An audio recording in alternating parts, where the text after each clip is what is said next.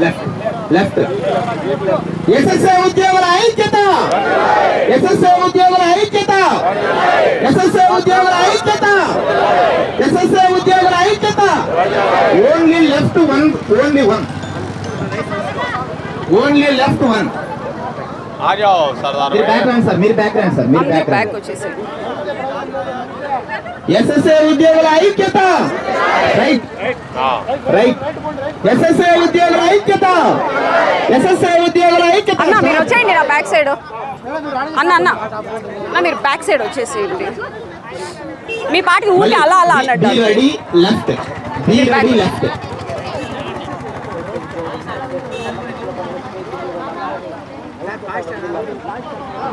SSA ఉద్యోగుల ఐక్యత left అందరూ ఒక రిథం లాగా లెఫ్ట్ రెడీ స్టార్ట్ 1 2 3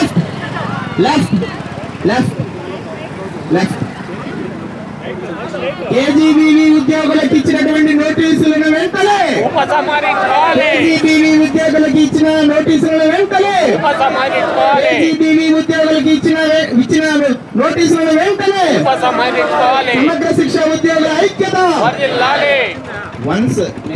ఎస్ఎస్ఏ ఉద్యోగుల ఐక్యత ఎస్ఎస్ఏ ఉద్యోగుల ఐక్యత ఎస్ఎస్ఏ ఉద్యోగుల ఐక్యత స్టాప్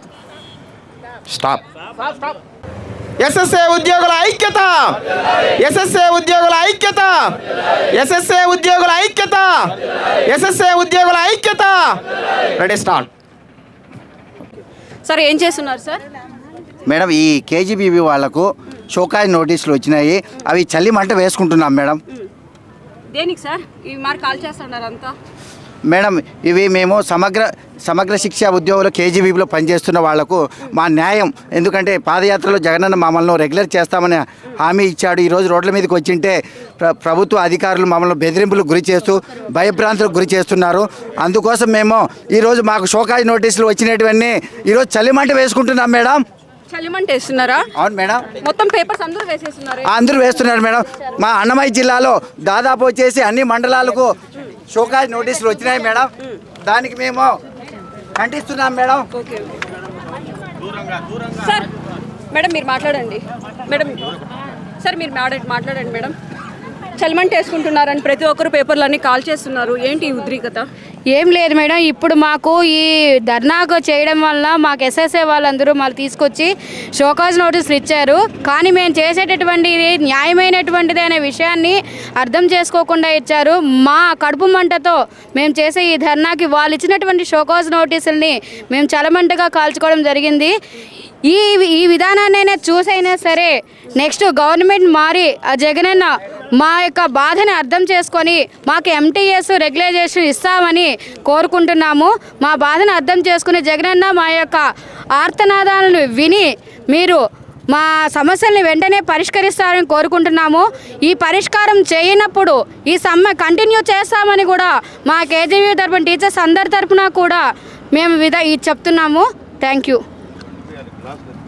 చాలా నిరసన చేస్తున్నారు ఉద్రిక్తత పెరిగిపోతుంది దీని గురించి ఏమంటారు కేజీబీవీలకి అనేక జీవోలు ఇచ్చినప్పటికీ ఏ జీవో కూడా ఇంతవరకు ఇంప్లిమెంట్ కాలేదు వాళ్ళ యొక్క బాధలను అర్థం చేసుకునేటటువంటి మన నాయకుడు దేశ నాయకుడు అయినటువంటి జగనన్న తీరుస్తాడని ఒకే ఒక దృఢ సంకల్పంతో ఇన్ని రోజులు వాళ్ళ మనసులో దాచుకున్నటువంటి కోరికలను ఈరోజు వమ్ము చేశారని ఒకే ఒక ఉద్దేశంతో అన్నను మేము బ్లేమ్ చేయాలని కాదు ఈ ప్రభుత్వాన్ని మేము కాపాడుకుంటూ వస్తాము కాకపోతే మా యొక్క డిమాండ్స్ని ఈరోజు చర్చలకు పిలిచారు అది సఫలీకృతం అవుతుందో కాదో మాకు తెలియదు కానీ ఏది ఏమైనప్పటికీ మేము అధికారుల దృష్టికి ఎన్నో విషయాలు ఎమ్మెల్యేలకు ఎంపీలకు ఈవెన్ మన ముఖ్యమంత్రి వర్యులు కూడా ఇటీవల రాయచోట్లోని మేము అన్నమయ్య జిల్లాలో ఇవ్వడం జరిగింది ఇచ్చినప్పటికీ కూడా మాకు న్యాయబద్ధమైనటువంటి న్యాయం జరగలేదు అందుకని మేము ఈరోజు రోడ్ల పాలు కావాల్సి వచ్చింది ఈ రోడ్డు పాలకై వచ్చినందుకు గాను ప్రతి ఒక్క ఎంప్లాయీ కూడా మా మీద దయదలుస్తున్నారు కానీ మా యొక్క అధికారులు మాకు న్యాయం చేయలేకపోతున్నారు మా యొక్క అధికారులకి మా విన్నపాన్ని విన్నవించుకుంటారని సవినయంగా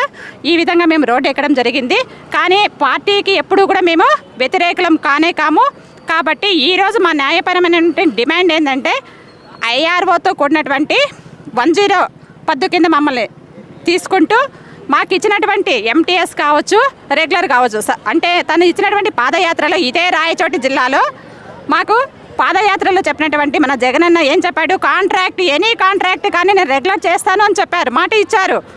కానీ ఆ మాటని ఈరోజు నిలబెట్టుకోలేకపోతున్నాడని ఒకే ఒక దృఢ సంకల్పంతో మేము ఈరోజు రోడ్డు ఎక్కడం జరిగింది.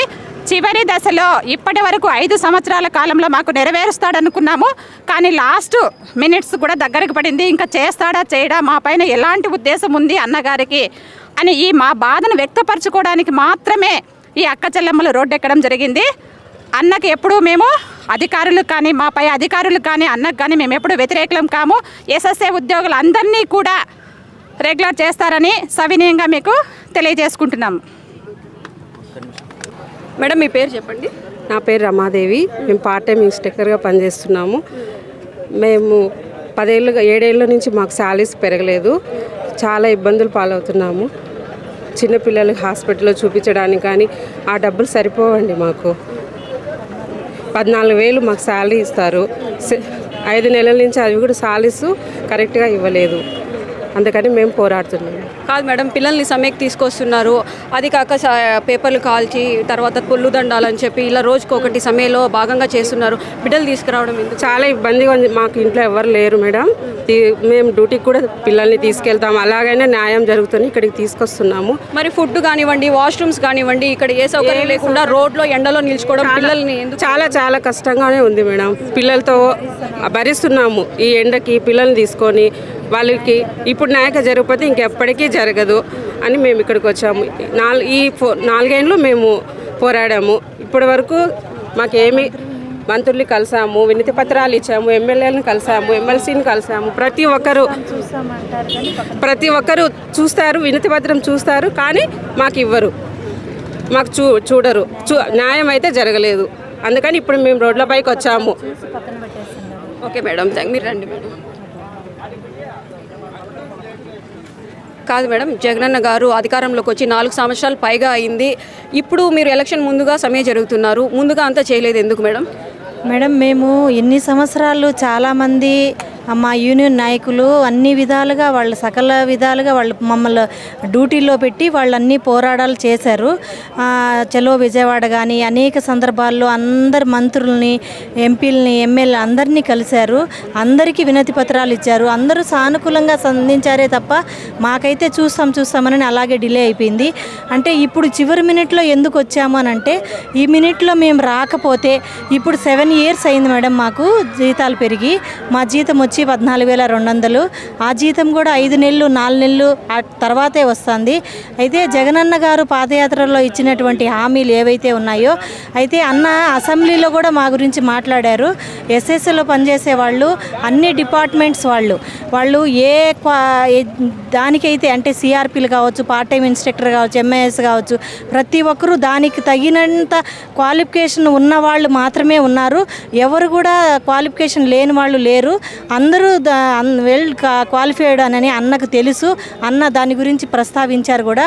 అయితే పాదయాత్రలో కూడా అన్న చెప్పాడు, చిన్న మిస్టేక్ ఉంది, అది మేము వచ్చిన వెంటనే దాన్ని రెక్టిఫై చేసి అందరినీ గవర్నమెంట్లోకి లాక్కుంటాము, అందరినీ పర్మనెంట్ చేస్తామని అన్నారు. అన్న అందుకోసమనే మేము ఇన్ని రోజులు అన్న ఇచ్చారు కదా హామీ, కంపల్సరీ ఎప్పుడో ఒకసారి జరుగుతుందిలేనని ఇప్పుడు 4 సంవత్సరాల 10 నెలలు వెయిట్ చేశాం మేడం. ఇంకా ఏమంటే 2 నెలలు మాత్రమే ఉంది. ఈ 2 నెలలు కూడా ఇంకా అందరూ సమ్మెలు చేస్తున్నారు కదా, అంగన్వాడీ కావచ్చు, వాలంటీర్లు కావచ్చు, ప్రతి కార్మిక వర్గాలు ప్రతి ఒక్కరూ సమ్మెలోకి వస్తున్నారు. ఇంకా మేము కూడా గమ్మునుండిపోతే ఇంక ఇప్పుడు 7 సంవత్సరాలు రాలేదు కదా, పెరగలేదు కదా ₹1 జీతము. ఇంకా నెక్స్ట్ ఇంకెన్ని సంవత్సరాలు వెయిట్ చేయాల్సి వస్తుందో. అసలు ఆ జగనన్న పాదయాత్రలో ఇచ్చినటువంటి హామీలు ఏమన్నా ఉన్నాయి? ఇప్పుడు నవరత్నాలు కానీ పిల్లలకు చేరువయ్యే ప్రతిదీ మా ద్వారానే చేరువవుతున్నాయి మేడం. అంటే మేము టైమింగ్స్ అనేది లేకుండా, హాలిడేస్ లేకుండా, అసలు రాత్రి అనకుండా పగలనకుండా మేము జగనన్న విద్యా కానుకలో మేము పూర్తి సహకారం అందిస్తున్నాం మేడం. అయితే అన్నగారు మాకు ఎప్పటికైనా సహాయం చేస్తారని ఒక భరోసాతో, ఒక ధీమాతో మేము ఉన్నాము. ఆ ప్రతిపక్షంలో ఉన్న అన్న మా కోసం చాలా పోరాడారు. అయితే ఇప్పుడు అన్న మర్చిపోయినారు ఏమో అనేది మాకు కొంచెం బాధేస్తుంది. ఇప్పుడు అన్నకు గుర్తు చేయడం కోసం మేము రోడ్డు ఎక్కాం మేడం. ఇప్పుడు అన్న మొన్న బర్త్డే చేసుకున్నారు, క్రిస్మస్ చేసుకున్నారు. అలా క్రిస్మస్ చేసుకున్న వాళ్ళు సంవత్సరానికి ఒక పండుగే వస్తుంది. అన్న మమ్మల్ని మర్చిపోయి క్రిస్మస్ క్రిస్మస్లో మేము కూడా క్రిస్మస్ చేసుకుంటాము. అన్న మమ్మల్ని మర్చిపోయారేమో, ఇంకా నెక్స్ట్ అందరికీ పండగ న్యూ ఇయర్ సంక్రాంతి వస్తుంది.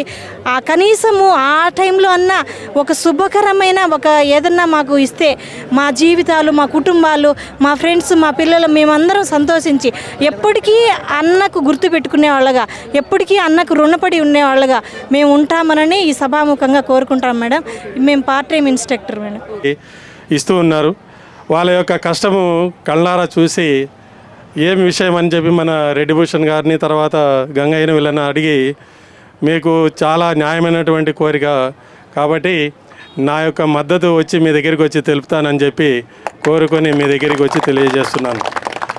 తర్వాత ప్రతి ఒక్కరూ కష్టపడాలి. అదేవిధంగానే మీరు కూడా కష్టపడి మీరు యొక్క కోరికలు నెరవేర్చుకొని మంచి లైఫ్, మంచి ఆరోగ్యాలన్నీ కూడా బాగుండాలని కోరుకుంటూ ముగిస్తున్నాను. సార్, సంఘీభావం తెలియడానికి ఈ సమయకి మీరు వచ్చినందుకు చాలా సంతోషం. ఇంకా ఏమైనా వీళ్ళకి న్యాయం జరగాలని కోరుకుంటున్నారు? అవును, వీళ్ళ యొక్క కష్టాలన్నీ కూడా మేము టీచర్గా, గవర్నమెంట్ టీచర్గా పనిచేసేటప్పుడు మా కళ్ళారా చూసిన వాళ్ళ యొక్క కష్టాలు.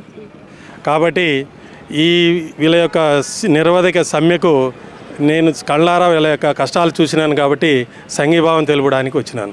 నేను గవర్నమెంట్ టీచర్ను, సుండుపల్లిలో సుమారుగా ఒక 10 years ఇక్కడ పనిచేసినాను.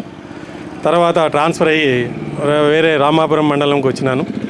తర్వాత నా యొక్క పర్సనల్ ప్రాబ్లం వల్ల ఉద్యోగానికి లీవ్ లాస్ ఆఫ్ పే పెట్టేసి నా పర్సనల్ పనులు నేను చేసుకుంటున్నాను. సార్, భోజనం ఏర్పాట్లు చేశారని తెలుస్తుంది సార్ మీరు? మేము భోజనమే కాదండి, మా యొక్క సహా ఉద్యోగులకు ఏం కావాలన్నా, ఏ సహాయ సహకారాలు అందించాలన్నా నేను ముందుంటానని కోరుకుంటాను. డబ్బుల గురించే కాదు, ఏ సహాయ సహకారం అందించాలన్నా నేను ముందుంటాను.